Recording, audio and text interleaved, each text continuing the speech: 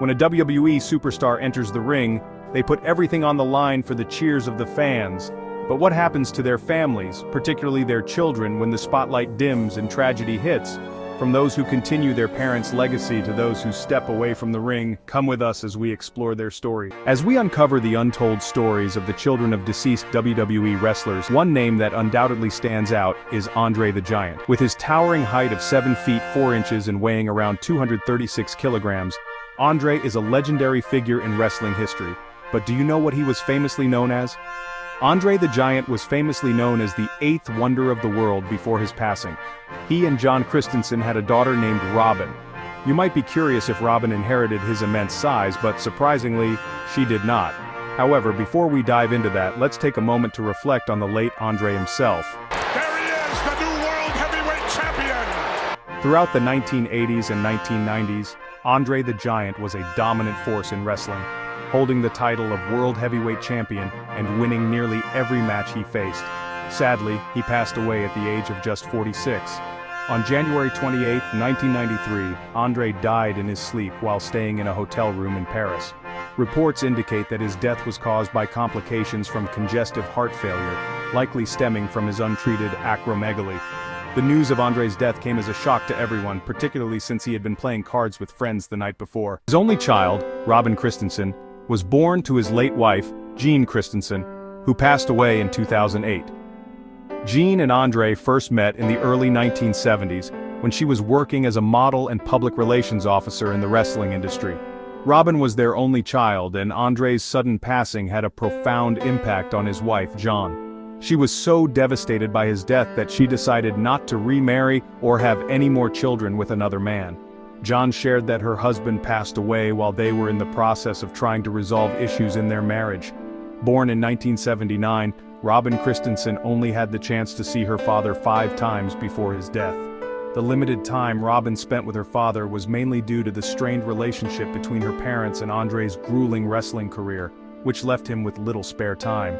Despite this, Andre ensured he supported his daughter by paying child support and establishing a trust fund for her. Upon his death, Andre left everything to Robin, making her the sole beneficiary of his estate. Considering the substantial earnings Andre made during his prime, Robin was financially secure for life. In interviews, she has expressed how much she cherishes the fortune her father left her. Currently, she enjoys life in Central Washington. While she briefly pursued a career in wrestling, she eventually shifted her focus to acting when that path didn't pan out. Next on our list is a superstar whose life ended in controversy, with his child playing a significant role in the story, Chris Benoit. Remember the Crippler? His finishing move, the diving headbutt, struck fear into his opponents. Chris Benoit had a remarkable career, earning an impressive 30 championships across WWE, ECW, and Stampede Wrestling. He won the WWE World Heavyweight Championship, and was even on track to win another World Championship at a WWE event the night he tragically passed away. Benoit was one of the few wrestlers to claim both the WWE and WCW Triple Crown Championships, and he also won the 2004 Royal Rumble. This solidified his status as a wrestling legend and led him to participate in numerous other events.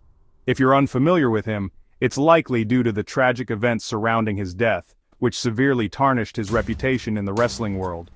In June 2007, Chris Benoit committed a shocking act. On June 22nd, he killed his wife Nancy at their home. The following day, he took the life of their 7-year-old son. Then, on June 24th, Benoit took his own life. Investigations later revealed that depression and other mental health issues could have contributed to this heartbreaking chain of events. After staying out of the public eye for almost a decade, David Benoit has started to make a comeback.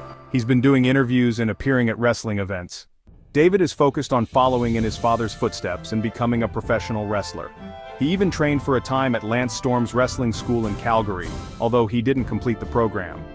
Now, David is setting his sights on major promotions like All Elite Wrestling and New Japan Pro Wrestling.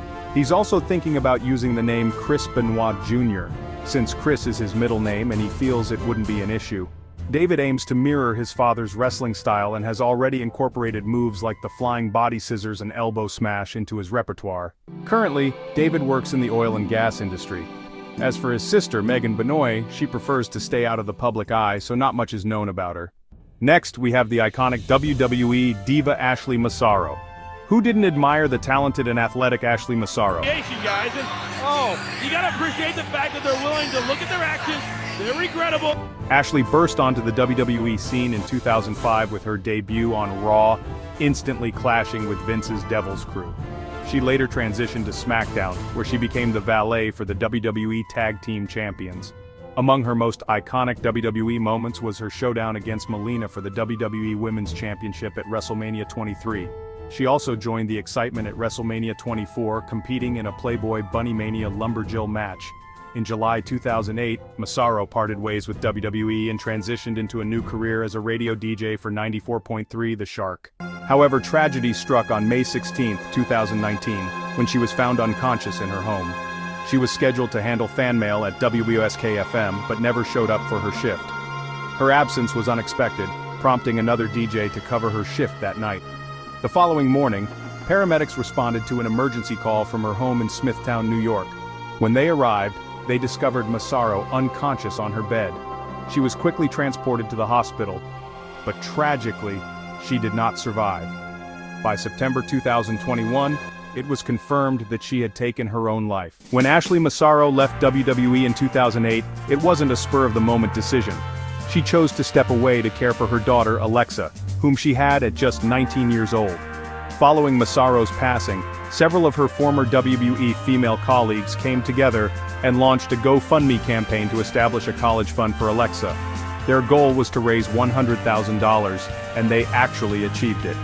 Now, Alexa is in Smithtown, New York, focusing on her studies. She has also dabbled in modeling, but wrestling doesn't seem to be her calling. Now let's take a look at what happened to the children of another legendary wrestler, Umaga. If you're a wrestling fan, you've likely heard his name countless times. Though his career was brief, it left a lasting impact, so much so that one of his children was inspired to follow in his footsteps. Edward Smith Fatu, a member of the iconic Anoa'i wrestling family, made his WWE debut under the ring name Jamal. He joined forces with his cousin, Matt Anoa'i, also known as Rosie, to create the tag team 3-Minute Warning. After his departure from WWE in June 2003, Jamal went on to achieve significant success in All Japan Pro Wrestling from 2003 to 2005. During this time he gained widespread recognition, dominating his matches and earning victories across the board. Tragedy struck on December 4, 2009 in the most devastating way. Fatu's wife discovered him unresponsive on the couch at their home in Houston, Texas, with blood coming from his nose. She quickly called 911, and paramedics arrived to transport him to the hospital. Upon arrival, it was determined that Fatu was experiencing a major heart attack. The paramedics successfully restarted his heart, but there were no signs of brain activity. He was placed on life support with a faint hope for recovery throughout the day. Unfortunately, he suffered another heart attack and was declared dead around 5 p.m. Umaga was only 36 years old at the time of his passing. According to the autopsy reports, his death was attributed to a combination of painkillers and muscle relaxants found in his system. The substances detected in his bloodstream included hydrocodone, carisoprodol, and diazepam. Additionally, Fatu was also battling heart and liver disease at the time of his passing. Ultimately, it was concluded that his ongoing use of these medications, along with his heart condition, contributed to his premature death. Umaga left behind a wife and 4 children, and his family faced financial difficulties after his passing. Of all his children, only his son Zilla has garnered media attention, though unfortunately, it has not been for positive reasons. Zilla gained attention when he ran into legal issues, spending 6 years in a Texas juvenile detention center for aggravated robbery. After his release, he began training at Booker T's wrestling school. His debut match was an emotional tribute to his father, where he introduced his own rendition of the Samoan Spike.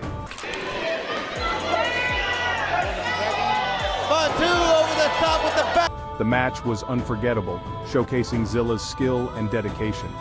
Many of his father's former colleagues were eager to back him, but Zilla eventually withdrew from the public eye. Since then, he has largely remained out of the spotlight, with little information about his life coming to light. Next, we turn to another legendary wrestler whose story ended in tragedy. Let's take a look at what his children are doing now. Owen Hart is a name that most wrestling fans recognize, especially if you're familiar with Bret Hart. Owen was a key member of the renowned Hart wrestling family. Tragically, his career was abruptly ended when he passed away during a WWE match. Owen Hart's career was marked by many achievements, including winning the Unified World Heavyweight Championship, the Intercontinental Championship twice, the European Championship once, and the World Tag Team Championship 4 times. His impact on the wrestling world continues to be honored to this day. However, on May 23, 1999, during a live WWE event, tragedy struck when an equipment malfunction led to his untimely death. At a pay-per-view event at Kemper Arena in Kansas City, a malfunction with Owen Hart's entrance equipment caused a tragic accident. Owen fell from a height of 80 feet in front of a horrified crowd. Although he had performed the stunt numerous times before, this time an unfortunate series of events led to the disaster. His wife, Martha, believes that Owen's attempt to adjust his harness and cape played a role in the fatal fall.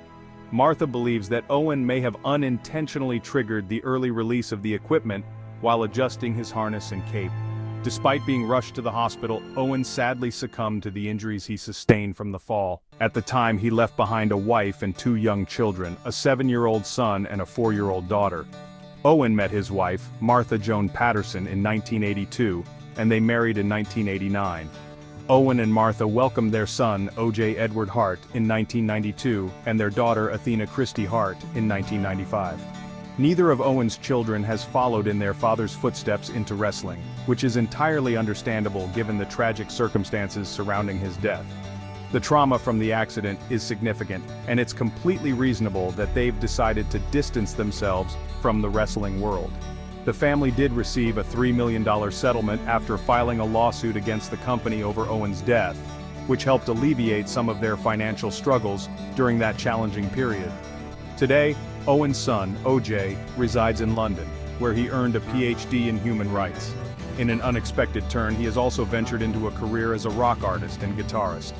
In the meantime, Martha founded the Owen Hart Foundation, and both OJ and his sister Athena play an active role in offering scholarships and housing to those in need. Athena, who turned 29 this year, graduated with a degree in journalism in 2016 and is now exploring opportunities in the acting industry. Let's take a look at how the children of another legendary wrestler are doing. Eddie Guerrero's passing left a significant void for many wrestling fans. Known for his Latino heat persona, Eddie was celebrated for his clever and crafty style, often doing whatever it took to secure a win, with his iconic catchphrase becoming a hallmark of his career. His catchphrase, "I lie, I cheat, I steal," perfectly reflected his clever and entertaining style. Eddie's popularity soared from 2003 to 2005, particularly on the SmackDown brand, where he became a beloved fan favorite. However, despite his success, Eddie battled substance abuse problems, including alcoholism and painkiller addiction. Eddie was married to Vickie Guerrero from 1990 until his tragic passing in 2005.